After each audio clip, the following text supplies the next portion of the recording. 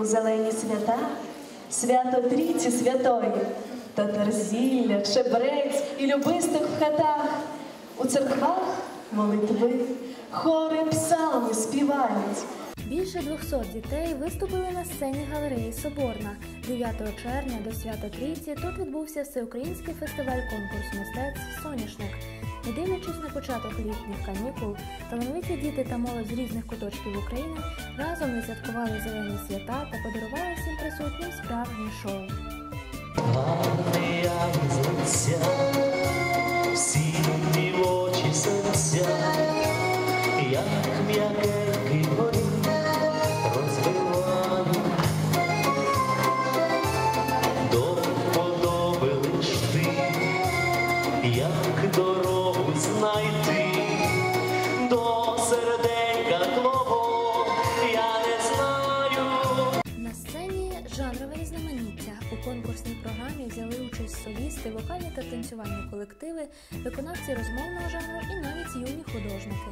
Фестиваль нам дуже сподобався, ми приїхали з чудовим, гарним настроєм. Хочу всім побажати учасникам успіху, всім перемоги. Цього разу серед журі фестивалю особливий гість – надзвичайний повноважний посол Палестини в Україні Мохаммед Аль-Асад. Вы знаете, я хочу напоминать о том, что недавно мы отмечали Международный день защиты детей. Это день, конечно, для каждого человека очень важен. Важен для того, чтобы мы, взрослые, помогали нашим будущим детей, о том, чтобы они жили в мирном небе, без какой-то либо войны. Для нас это самое главное. Самое главное, чтобы выросли новые поколения. Это поколение, которое не знало она вообще ни войны, ни злость. Чтобы они жили мирно, чтобы были они красивые и хорошие, потому что будущая сторона очень много зависит от них. Сегодняшний день мы отмечаем такой прекрасный день фестиваль, который вдохновляет каждого ребенка и дает ему надежды на будущее. Всеукраїнський фестиваль-конкурс мистецтв «Соняшник» відкриває нові таланти та знайомить представників різних міст з різноманіттям культурного скарбу нашої держави. Для галереї Соборна це мистецьке свято вже стало традиційним. Протягом 2 років Духовно-просвітницький центр підтримує ініціативу Міжнародного благодійного фонду «Соняшник». 2014 год объявлен годом праздновать 200 лет Тараса Григорьевича Шевченко.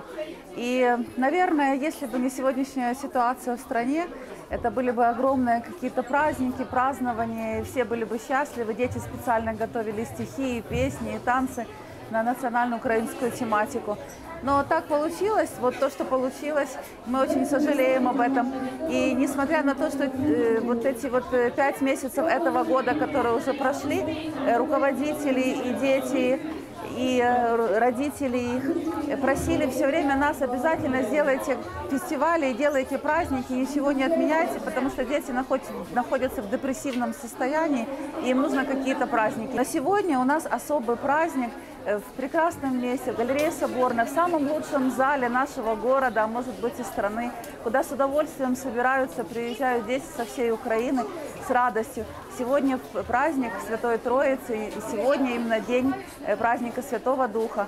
Мы собрались здесь для того, чтобы и детей приобщить к церкви, и собраться опять, и еще перед летом уже последний раз поздравить их с окончанием учебного года.